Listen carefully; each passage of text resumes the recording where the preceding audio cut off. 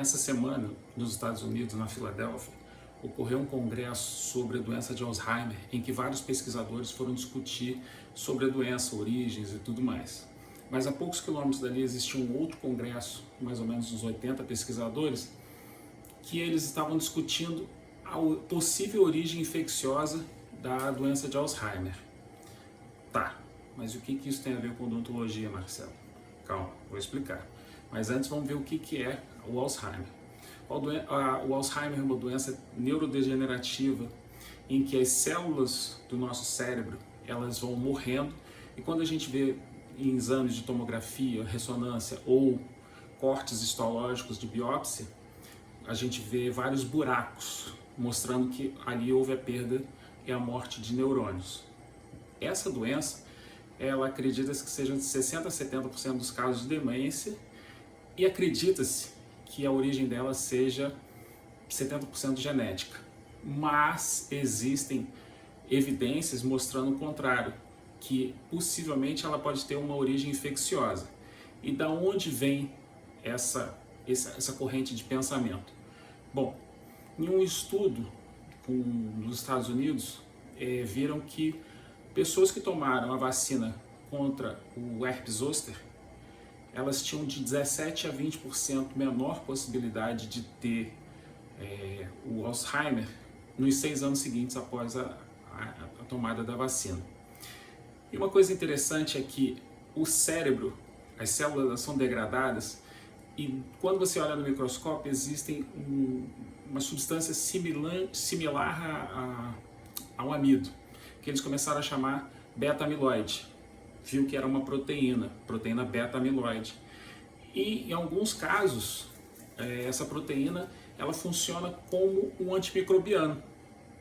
Então, poxa, se a beta-amiloide é um antimicrobiano, por que não se supor que a origem do Alzheimer seja uma infecção por micróbios, vírus, bactérias ou até fungos? E foi o que vários pesquisadores foram adiante com essa hipótese. Viram, por exemplo, que o vírus herpes simplex ele conseguia agregar a proteína amiloide, como se essa proteína amiloide quisesse envolver o vírus para torná-lo inócuo. O mesmo ocorreu, essa mesma descoberta, foi com uma outra proteína que também tem no cérebro, chamada proteína tau. Essa proteína ela é mais estrutural, mas ela também tem uma função antimicrobiana. Depois, um grupo, em 2019, começou a pesquisar a Porphyromonas gingivalis, que é uma bactéria comum na gengiva, e se descobriu que ela também estava parasitando o cérebro.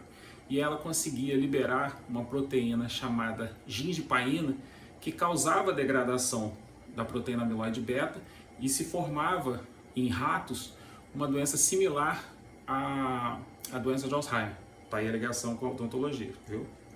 Bom, depois dessa descoberta, então, da possível origem infecciosa, começou a se pensar, e se a gente usar antimicrobiano? Realmente, é um passo lógico. Se é infecciosa, vamos usar um antibiótico, no caso, o nome correto é antimicrobiano.